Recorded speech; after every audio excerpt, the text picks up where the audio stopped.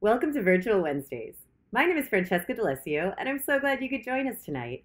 Tonight's presentation will be given in French, and it is our pleasure to welcome historian Claudine Chalmers, who will talk about Tavernier's legacy as a French painter in California. Chalmers moved from her native Cannes, France to California after completing her graduate studies at the University of Nice.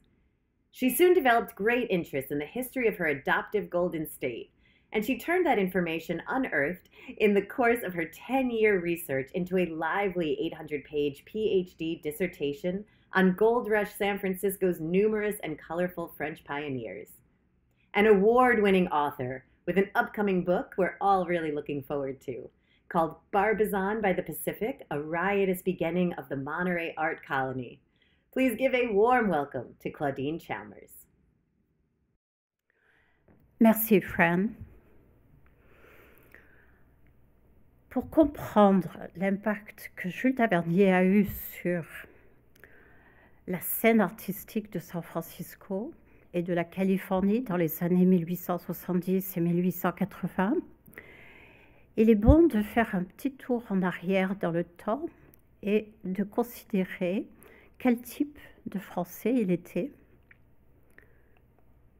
Il est bien né à Paris le 27 avril 1844 dans le 7e arrondissement, tout près de l'Académie des Beaux-Arts, où il allait exposer ses toiles pas mal d'années plus tard. Ce qui est curieux, c'est que Jules Tavernier n'était pas français.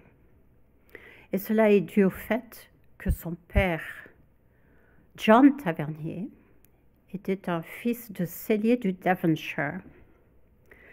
Mais sa maman était bien parisienne et elle a eu juste après Jules une fille qui s'appelle Suzanne. J'ai eu le plaisir de rencontrer son arrière-petite-fille Eliane, avec qui j'ai fait le tour des rues de Paris où avait vécu la famille Tavernier.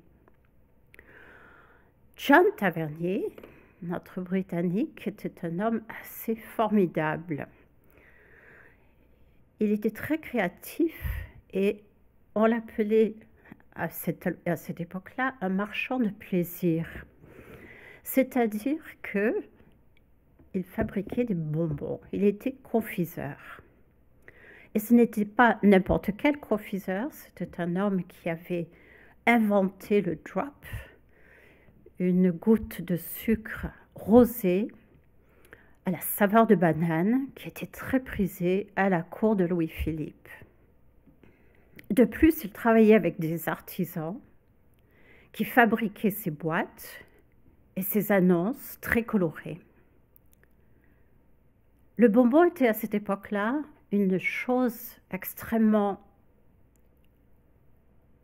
passionnante pour les Français, pour les Parisiens en particulier, car ils étaient formés comme c'était comme des objets d'art en fait.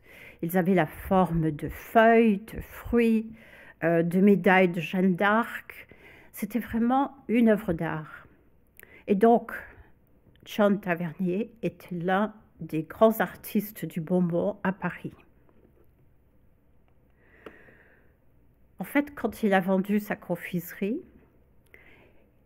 sa marque, son nom de marque a été inscrit dans le contrat et le nom Bonbon John Tavernier a vécu 100 ans après la naissance de Jules Tavernier, son fils, ce qui est vraiment remarquable. 3 ans après la naissance de Jules, John a décidé de retourner en Angleterre avec sa famille. Et c'est là que Jules, Suzanne et leur petit frère ont grandi. Mais Jules, qui était l'aîné, semblait être constamment, tenir tête constamment à son père, au point où la famille a décidé de le renvoyer à Paris pour qu'il fasse sa scolarité dans la capitale, tout en vivant dans la famille de sa maman. Jules a donc fait de bonnes études françaises à Paris, mais il n'y avait qu'une chose qu'il voulait, c'était de peindre. Il peignait un peu sur tous les objets qui lui tombaient sous la main. Et à 17 ans, il est devenu impossible à ce sujet, si bien qu'en désespoir de cause, sa famille l'a inscrit à un atelier de peinture des beaux-arts. L'atelier qui a été choisi est l'atelier de Félix Parias, qui était un peintre très respecté, dont l'enseignement était très rigoureux. Ils ont appris une liste infernale de techniques, autant pour le dessin que pour la peinture. Et surtout, on leur a appris à tenir des carnets de croquis qu'ils devaient avoir à tout moment auprès d'eux. Cela a été un enseignement extrêmement intensif pendant 4 ans de la vie de Jules. À la fin de ces classes, il a pu montrer ses toiles au Salon de Paris, ce qui était très prestigieux. Et vous voyez que, en fait, ces toiles sont toutes des toiles historiques, parce que son enseignant, son mentor, Barrias, était un peintre historique. Jules aurait pu choisir ce chemin, mais il a choisi plutôt la passion de sa génération, qui était la peinture en plein air. Pour cela, ils allaient tous à la forêt de Fontainebleau, aux alentours de Paris, où ils peignaient pendant la journée dans un petit coin de cette immense forêt. Ils peignaient toute la journée sur le sujet qu'ils avaient choisi, un sous-bois, des rochers. Et le soir, ils se retrouvaient dans l'auberge Gann, à Barbizon, pour non seulement bien manger, se retrouver entre amis, mais aussi critiquer les toiles de chacun, voir ce qu'ils pouvaient faire mieux, etc. Jules a fait cela pendant 3 ou 4 ans. Il a donc suivi l'exemple des peintres Jean-François Millet, Théodore Rousseau, Jean-Baptiste Corot, qui ont fondé l'école de peinture de Barbizon, une école qui donc se fondée sur l'observation de la vraie nature, au lieu de peindre un paysage en studio, selon des codes historiques, religieux, moraux, qui leur étaient imposés. C'était vraiment une révolution dans la peinture, c'est arrivé dans les années 1840 et 1850, mais c'était encore à l'époque de Jules quelque chose de très important et de très libérateur pour les jeunes peintres. La troisième influence qu'il a reçue pendant son éducation à Paris, c'est la vie de bohème. Cette vie de bohème, c'était le titre d'un livre, puis d'une pièce de théâtre qui établissait l'identité du peintre comme une personne qui doit choisir la pauvreté plutôt que la richesse, de façon à toujours pouvoir se dépasser, à toujours accéder à sa créativité qui est, selon eux, tuée par trop d'argent.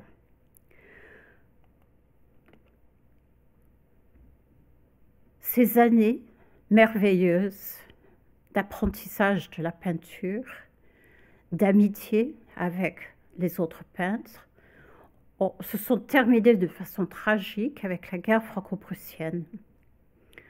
Paris a été assiégé, l'empereur s'est rendu, la Troisième République a organisé à la hâte des bataillons, dont le bataillon d'artistes, où se trouvait Jules, qui était des volontaires qui ne connaissaient rien dans la chose militaire.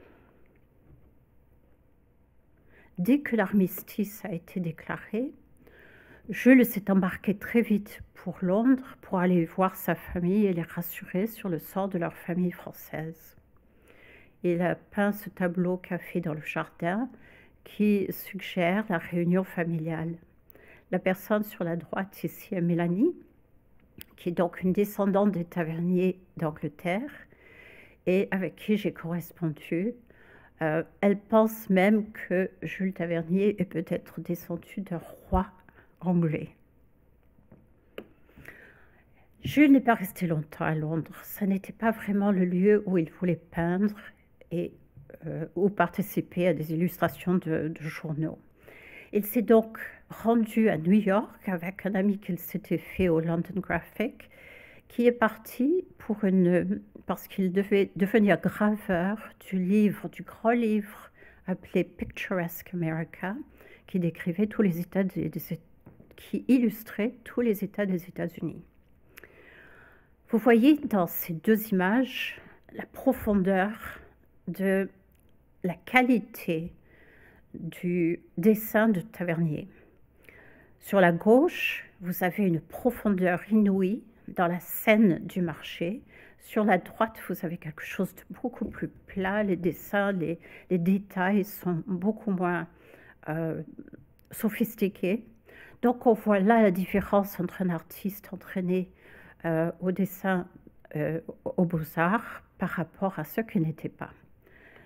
Donc Jules a impressionné à New York par ses dessins. Il a aussi survécu en faisant des planches de mode féminine, mais toujours il a montré une inspiration inattendue, il a toujours surpris, et ça c'est bien pour un artiste. Sa carrière n'a vraiment pris que lorsque Paul Franceny est apparu sur la scène. Paul Franceny qui était vraiment le correspondant spécial, le reporter absolument idéal. Il aimait l'aventure, il n'avait pas peur du risque. Là, vous le voyez dans une photo qui montre toute l'équipe de Buffalo Bill au moment où ils allaient faire leur Wild West Show à Londres. C'était le genre de personne qui était Paul Franceny, un si bon cavalier qu'il pouvait devenir Cowboy Pete dans le Wild West Show. Il a décroché un contrat incroyable pour lui et pour Jules, 100 sketchs de la frontière américaine, de la côte Est à la côte Ouest, pendant 1 an.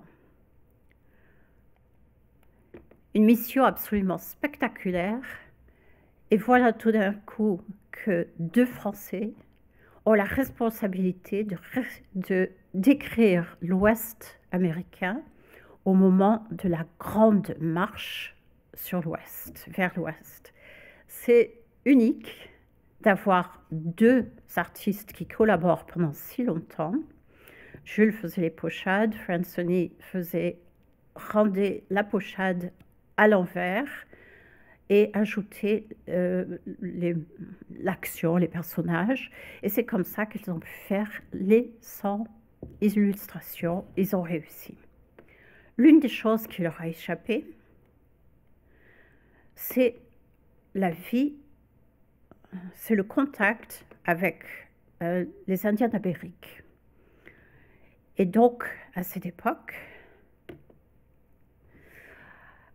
c'est donc quelque chose qui était très important pour eux en tant que Français. Les Français vraiment étaient passionnés par la vie des Indiens d'Amérique. Et Jules et Paul ne pouvaient pas arriver à San Francisco sans avoir réussi à les croquer.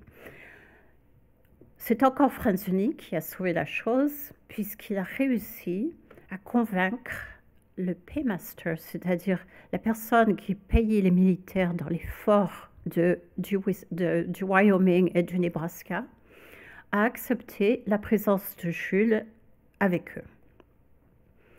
Jules s'est donc rendu dans un camp militaire, Camp Robinson, qui n'était qu'un camp de tentes. Il y était là-bas au moment de la danse du soleil qui rassemblait non pas seulement les 9000 Indiens de la tribu de Red Cloud, mais le double, parce qu'il y avait d'autres tribus qui se joignaient à eux. Il a réussi à se faire un ami de Sitting Bull the Good, qui a extrait sa dent de sagesse, qui a ennuyé beaucoup de taverniers, et cela a pris place au milieu de la tribu entière.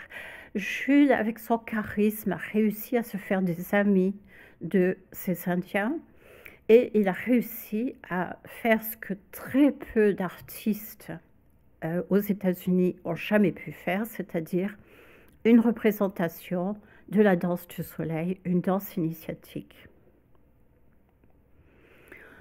Frentzen et Tavernier sont donc revenus à San Francisco, très heureux de ce qu'ils avaient fait. Et là, ils ont continué à chercher un peu l'aventure. Ils sont montés en ballon avec un aéronaute français, Étienne Buisselet, très casse-cou, qui a failli les tuer. Mais quand ils ont fait une bonne ascension au-dessus de la baie, Jules a décidé d'en faire son premier tableau à San Francisco, sur la côte ouest. Après ça, il était tellement heureux d'avoir renoué avec la peinture au lieu de toujours faire des sketchs en noir et blanc, qu'il a commencé à chercher un lieu pour faire de la peinture en plein air, comme il en avait l'habitude à Fontainebleau. Les Redwoods de Marin County l'ont beaucoup intéressé, il a fait de très belles toiles là-dessus, mais c'est seulement quand il est arrivé à Monterey qu'il a vu ce qu'il voulait, c'est-à-dire une forêt inaccessible, comme la forêt de Fontainebleau, et un petit village tranquille où il n'y avait guère à faire, sinon de peindre et de se retrouver avec ses amis, comme Monterey. Il y avait aussi la présence d'un Français qui était aussi bohémien que Jules et qui a ouvert une taverne au moment où Jules est arrivé, dans la vieille prison de la ville. Ceci était une bonne recette pour une colonie d'artistes. Au fur et à mesure que Jules a envoyé ses tableaux à San Francisco, les artistes de la ville, les critiques, ont commencé à s'intéresser à Monterey. Ils sont descendus voir ce qui se passait dans la forêt de Pebble Beach et aux alentours de Monterey. Et il y en a qui sont restés. Julian Rix en particulier, Karl von Perbant, qui était d'Allemagne, et Raymond Dab-Yelland, qui était aussi un grand ami de Tavernier. Donc, une colonie d'artistes s'est installée à Monterey avec Jules Tavernier comme chef de ville, simplement parce qu'il continuait de surprendre son monde. Avec The Artist's Reverie, par exemple, où il a placé des cavaliers et des anges dans le ciel, des visages monstrueux dans les rochers, et dans la fumée qui s'élève de son feu de camp, la forme d'une femme, qui est probablement celle de Lizzie, qu'il venait juste de rencontrer et qu'il épousera très peu après. Une année plus tard, il reçoit une commission extraordinaire.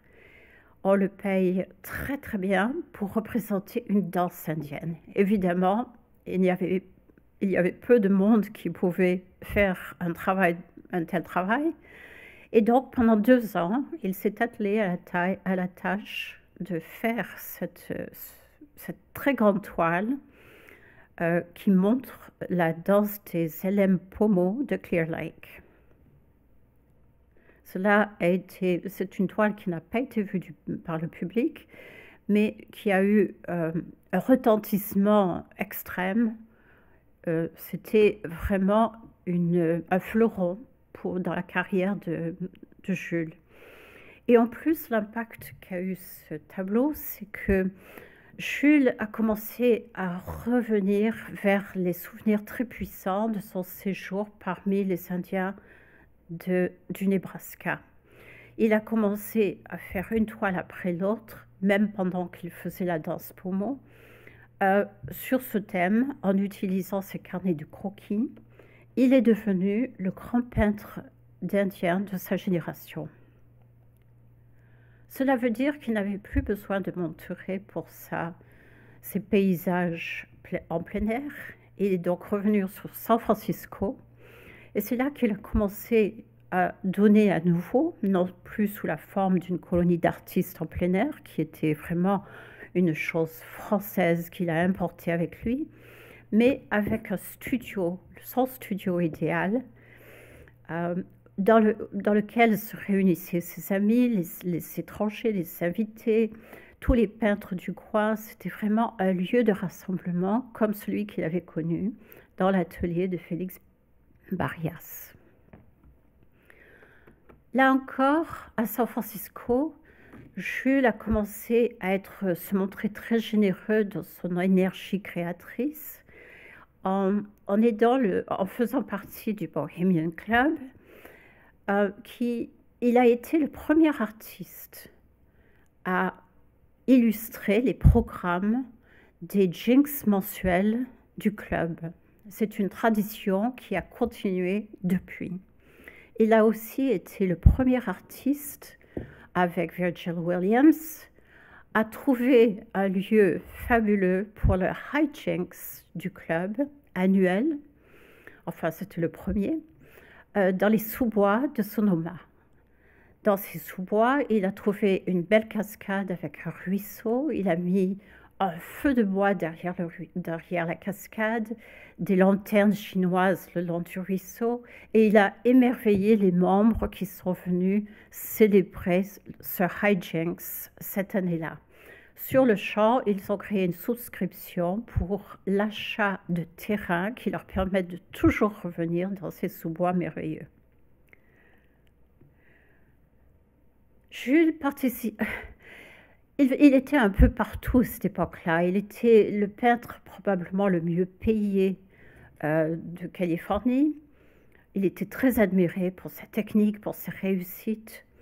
Et il a également beaucoup participé à la communauté française parce qu'il était gourmet et il connaissait pratiquement tous les chefs de la ville. Il avait son nom dans tous les almanachs français de San Francisco et même de Monterrey. Et il était souvent un participant au grand banquet d'adieu, par exemple, à Alexandreville ou autres célébrations.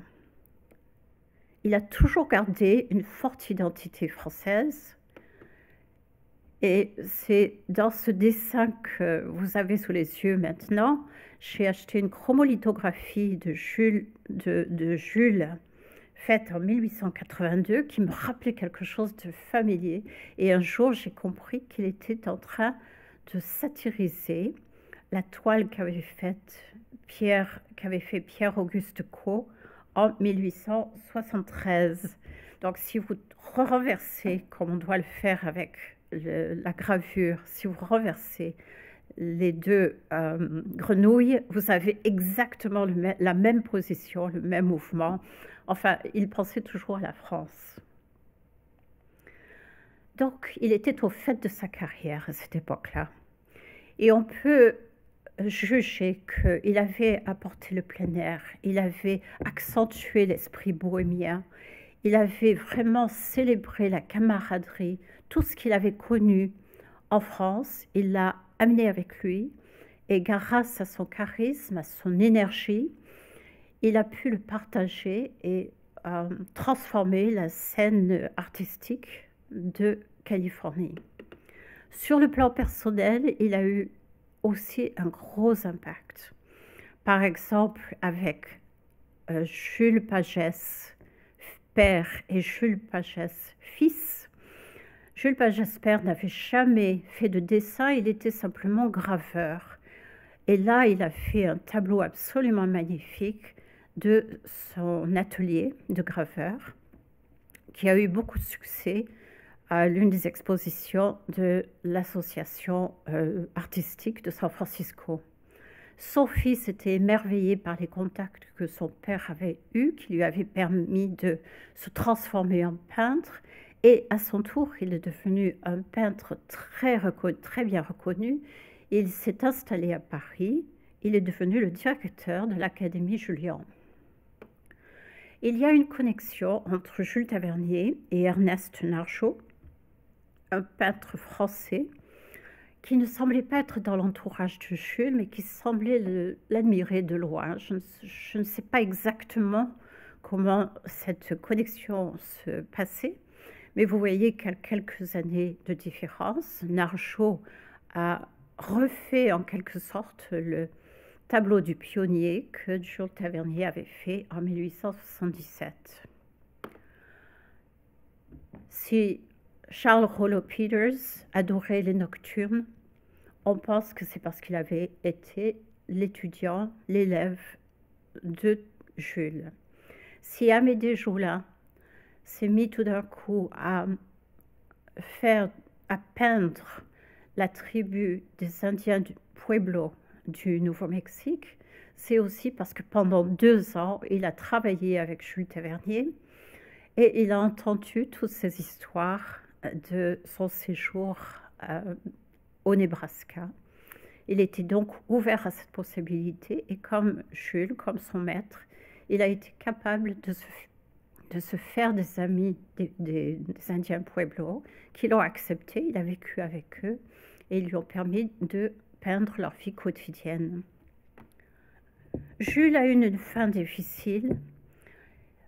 Il avait l'asthme des peintres dû à l'atmosphère des ateliers qui était où chacun avait sa pipe, où il y avait des dissolvants. Il a aussi eu des problèmes quand il est allé au volcan de Hawaï, où il était au bord du volcan Kilauea, où il y avait des fumées très nocives. Il a toujours fumé la pipe et il a toujours trop bu. Donc tout cela s'est ajouté à la fin de sa vie pour l'affaiblir. Il avait probablement un cancer. Et au moment où il a peint ce dernier tableau, donc il a peint un tableau du Wyoming, un tableau de la tribu de Red Cloud, qu'il a intitulé Sunset in Wyoming, en épelant le nom de l'État avec des voyelles hawaïennes. Ça me rassure un peu de voir ça, parce que j'ai l'impression que en ce dernier moment de sa vie, en cette période très sombre, il a quand même conservé sa joie de vivre. C'est un petit clin d'œil. Ça me rassure. Un très beau tableau qui était bien sûr son crépuscule personnel. Donc j'ai eu une mission extrêmement passionnante, personnellement, parce que j'ai suivi Jules de San Francisco, en fait de Paris à Barbizon, du Nebraska au Colorado, au Wyoming à San Francisco, à Monterey, et je l'ai même suivi à Hawaï. Tout ce temps, j'ai été passionnée par sa vie, par sa carrière, par son talent. Et c'est donc un plaisir de voir qu'il est reconnu à présent et que son beau tableau des Hélène Paumeau est le clou de l'exposition actuelle. Il le mérite très bien. Jules Tavernier a vraiment été une inspiration pour tous. Il a été l'un des grands peintres de la scène californienne et un excellent ambassadeur de la culture et de l'art français en Californie pendant la période des années 70 et 80.